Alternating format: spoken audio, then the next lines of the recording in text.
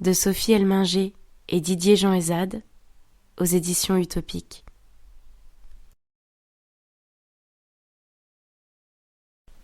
Pour toute la vie.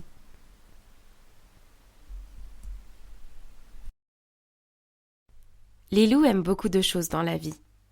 Manger des bananes, parce que ça s'épluche tout seul, s'amuser avec Câlin, son ours en peluche, se blottir contre sa maman, avec son gros bidon tout rond, et par-dessus tout, se percher sur les épaules de son papa, où elle est la reine du monde. Mais depuis plusieurs jours, sa maman pleure très souvent. Et ça, Lilou n'aime pas du tout. Elle se demande bien pourquoi sa maman est si triste. Pourquoi elle ne reste plus sur le canapé, avec son gros bidon tout rond. Et pourquoi son papa ne la fait plus grimper sur son dos en riant. Est-ce que c'est parce que Lilou n'aime pas se laver les dents ? Sa maman doit souvent la gronder pour qu'elle le fasse. Ou bien parce que ses parents ont compris son secret. Lilou n'a pas très envie de prêter ses jouets au petit frère qui va arriver. Lilou se met à pleurer quand elle pense à tout ça. Alors elle se confie à Nanou. Nanou, c'est la maman de sa maman. Elle lui explique toujours les histoires qu'elle ne comprend pas. Lilou adore quand elles se promènent toutes les deux. Elle peut sentir son parfum de muguet qui lui chatouille le nez.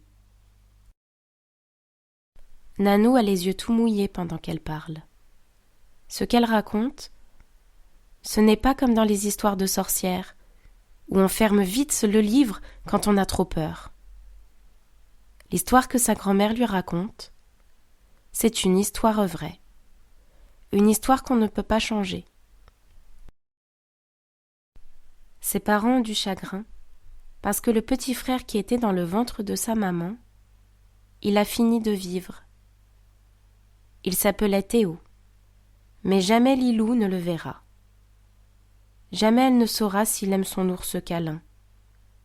Jamais son papa ne lui apprendra les étoiles dans le ciel. Nanou continue. Ce sont des choses qui arrivent. On ne sait pas toujours pourquoi. Mais ce qui est sûr, c'est que Théo ne reviendra pas. Quand ton papa s'en va prendre le train pour aller travailler, on peut dire qu'il est parti. Il te promet de revenir et il revient. Mais ton petit frère, lui, il n'est pas parti ailleurs.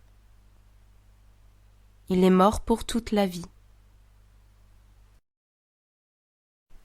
Comme Papy, le chéri de Nanou qui est mort avant que Lilou naisse. Sa grand-mère lui confie qu'elle et son amoureux aimaient venir sur la balancelle le soir et s'embrasser. Maintenant, même si Nanou pense toujours à son chéri, elle ne peut plus lui faire de bisous ni partager avec lui ses bons clafoutis. Lilou aussi pense à Théo, mais elle se sent coupable. Elle avait un tout petit peu envie qu'il ne vienne pas, ce bébé. Est-ce qu'il y avait vraiment assez de place pour 2 enfants sur les genoux de papa ou de maman ? Et puis Lilou trouvait ça trop injuste. Quand le bébé donnait des coups de pied dans le gros bidon tout rond de maman, ça faisait rire ses parents. Papa la gronderait sûrement si elle donnait des coups de pied à maman. La grand-mère caresse la joue de sa petite fille et la rassure. Ce n'est pas sa faute si le bébé est mort. Quand Nanou et Lilou ont fini de parler, toutes deux versent de grosses larmes qui se mélangent et sentent le muguet. Ensuite, Lilou court dans la cuisine où maman parle tout bas avec papa. Maintenant, elle sait pourquoi ils sont tristes. Et c'est ensemble qu'ils pleurent. Papa la prend dans ses bras et la fait sauter en l'air.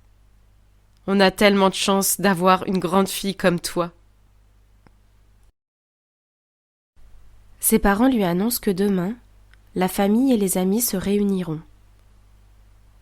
Ils iront au cimetière pour enterrer Théo. Le cimetière, c'est comme un village pour les gens qui sont morts.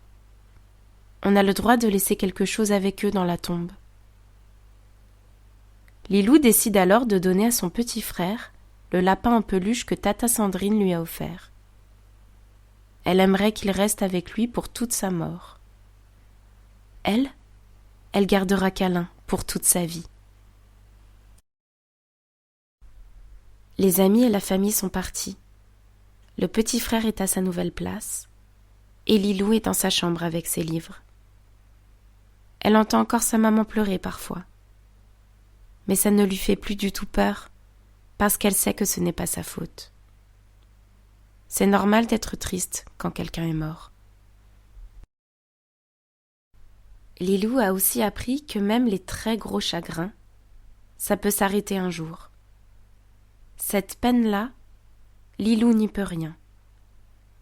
Ce qu'elle peut faire, par contre, c'est continuer à grandir. Jouer, aller à l'école, écouter les histoires du soir. D'ailleurs, bientôt, elle saura les lire toute seule. Alors parfois, quand elle voit ses parents trop malheureux, Lilou leur fait un concours de gros bisous qui pètent sur les joues. Et ça les fait bien rire. Est-ce que vous saviez que Lilou est la reine des bisous qui pètent ?